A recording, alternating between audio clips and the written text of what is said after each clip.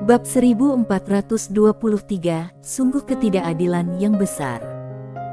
Pada akhirnya, setelah bujukan terus-menerus dari peradaban abadi dan peradaban tanah kuno, Gujina-sui dengan enggan menyetujui tugas ini. Setelah pertemuan, Gujina-sui datang ke altar Wuno-sen, dan pada saat ini, kepala perwira militer muncul di sampingnya.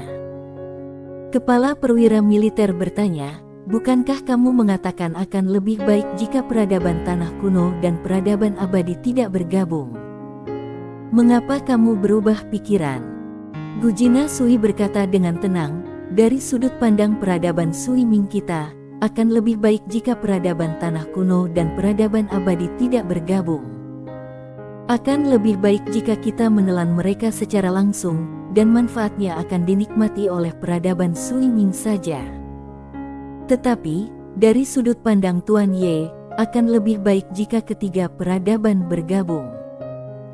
Kepala perwira militer itu menoleh ke arah Gujina-sui, yang mendongak ke arah altar Wuno-sen di kejauhan dan berkata dengan lembut, "Karena dia bertekad untuk menjadi penguasa bersama alam semesta, aku juga harus memiliki visi yang lebih besar." Kepala perwira militer mengangguk. Gujina-sui bertanya, "Apakah ada pergerakan dari wanita itu?" Kepala perwira militer menggeleng, "Tidak ada." Gujina-sui mengerutkan kening dalam. Kepala perwira militer melihat ekspresinya dan bertanya dengan bingung, "Bukankah lebih baik jika tidak ada gerakan?" Gujina-sui menggelengkan kepalanya, "Tidak ada gerakan berarti pihak lain percaya diri dan pasti punya rencana cadangan." Wajah kepala perwira militer itu menjadi gelap. Sedikit kekhawatiran muncul di mata Gujina-sui.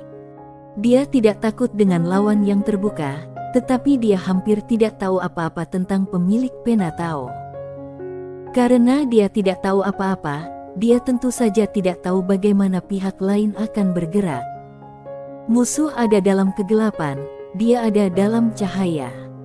Apa yang paling ditakutkannya adalah bahwa tindakan yang dilakukan pihak lain berada di luar pemahamannya saat ini.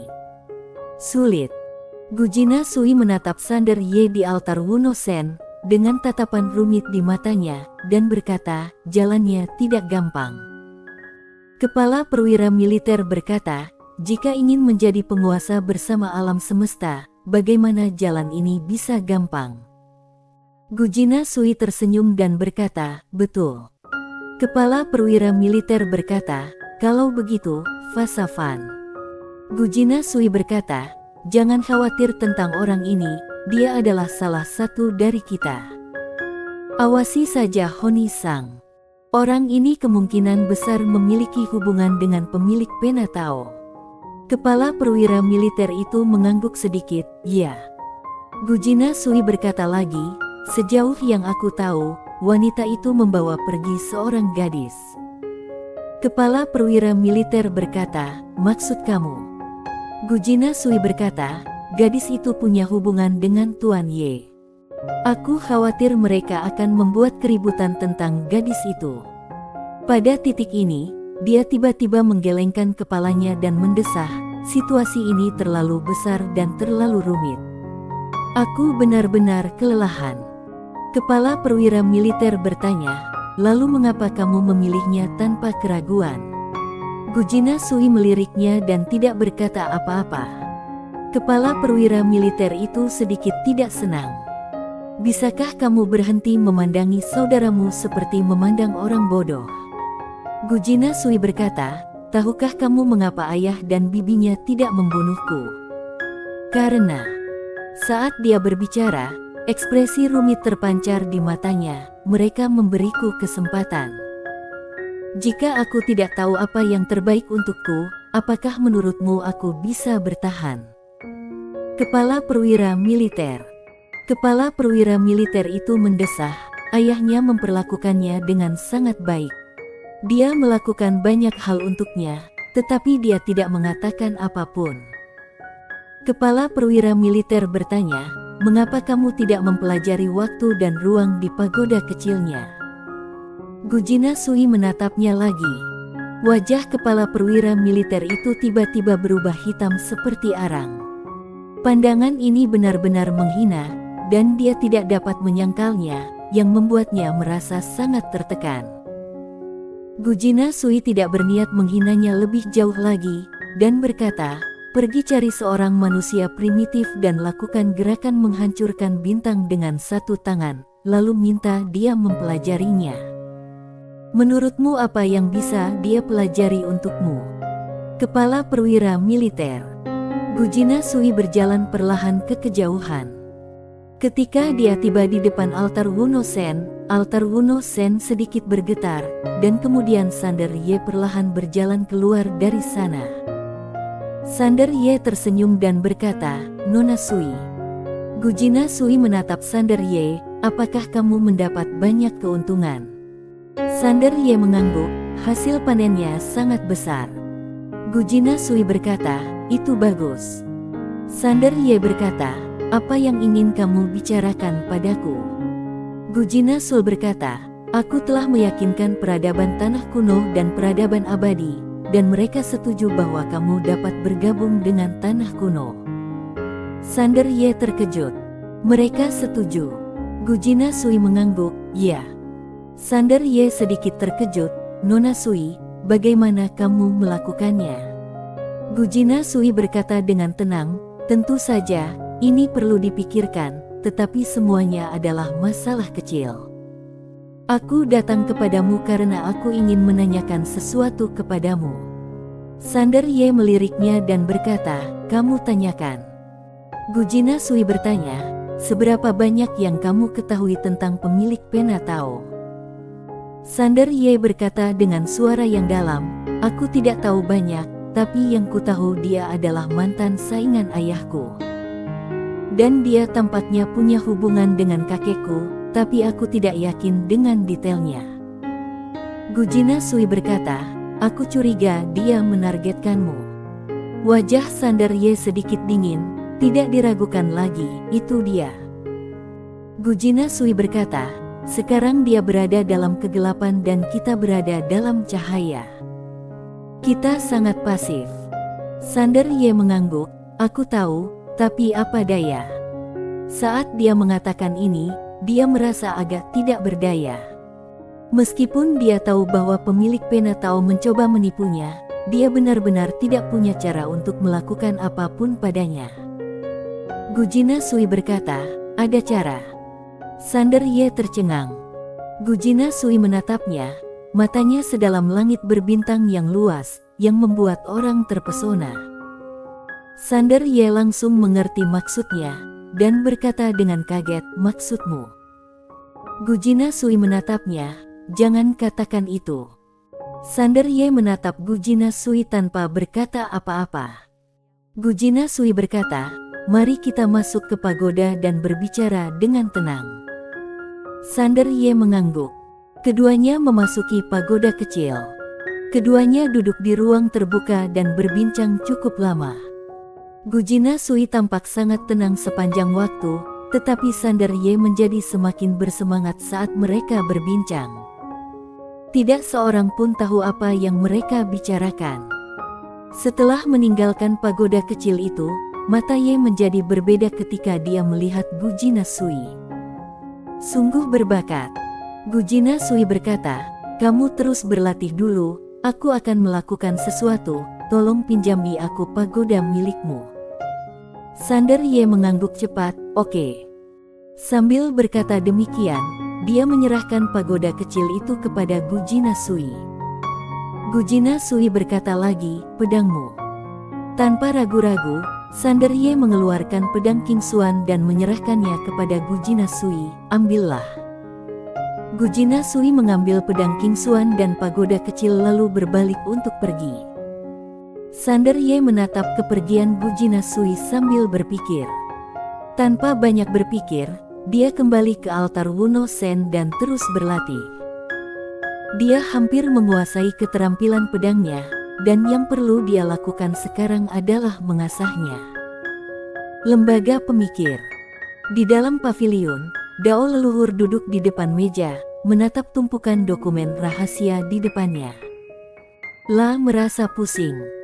La kini juga menjadi anggota lembaga pemikir, tetapi pangkatnya tidak tinggi, jadi ia hanya bisa menangani beberapa tugas biasa. Dia merasa hal ini sama sekali tidak sesuai dengan identitasnya. Pada saat ini, dia tiba-tiba melihat Gujina Sui berjalan masuk. Melihat Gujina Sui, dia segera berdiri dan berjalan di depan Gujina Sui, dengan senyum seperti bunga krisan di wajahnya. "Tuan Sui." Gujina Sui menatapnya. "Afspa." Wajah Dao leluhur penuh dengan sanjungan. "Kapan kita akan mengambil tindakan terhadap Sander Ye?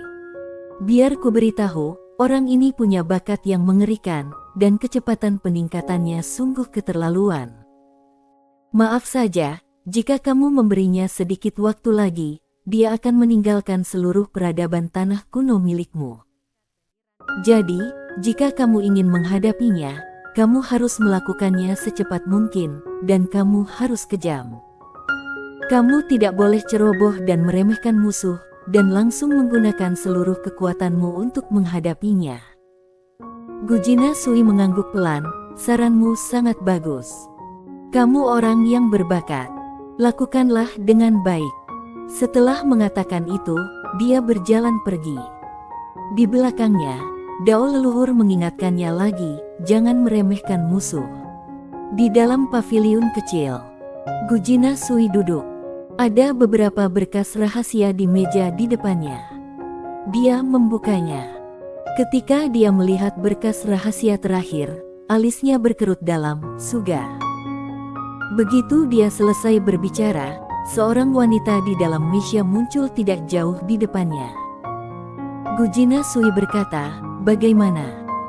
Wanita meja itu berkata dengan suara yang dalam, "Tim surga baru saja menerima berita bahwa alam rahasia Istana Abadi baru muncul di wilayah bintang penciptaan yang berjarak 10 miliar tahun bintang dari sini. Kemungkinan besar itu terkait dengan peradaban leluhur yang legendaris, tetapi belum dapat dipastikan untuk saat ini." Gujina Sui bertanya, "Bagaimana peradaban sekitar?" Wanita meja itu berkata, "Sangat lemah." Gujina Sui tetap diam. "Peradaban leluhur." Wanita meja itu berkata, "Haruskah kita membiarkan mereka?" Gujina Sui melambaikan tangannya, "Tidak perlu, biarkan peradaban sekitar mencobanya terlebih dahulu." Wanita meja itu mengangguk, "Ya." Setelah berkata demikian, dia melangkah mundur. Gujina Sui bersandar di kursinya, tenggelam dalam pikirannya. Peradaban leluhur. Seluruh tanah kuno dan beberapa wilayah peri besar telah mencari peninggalan peradaban leluhur di seluruh alam semesta, tetapi setelah bertahun-tahun, tidak seorang pun memperoleh apapun. Di alam semesta yang luas, sangat sulit untuk mengetahui peradaban leluhur yang pernah menghilang. Dan sekarang, sebuah wilayah rahasia berupa Istana Abadi tiba-tiba muncul, yang mungkin terkait dengan peradaban leluhur. Gujina Sui mengerutkan kening. Apakah ini suatu kebetulan? Dia tidak banyak berpikir dan meninggalkan paviliun kecil itu. Setelah beberapa saat, dia tiba di aula Dewa Tanah Kuno. Para tetua dari 3 peradaban besar juga muncul.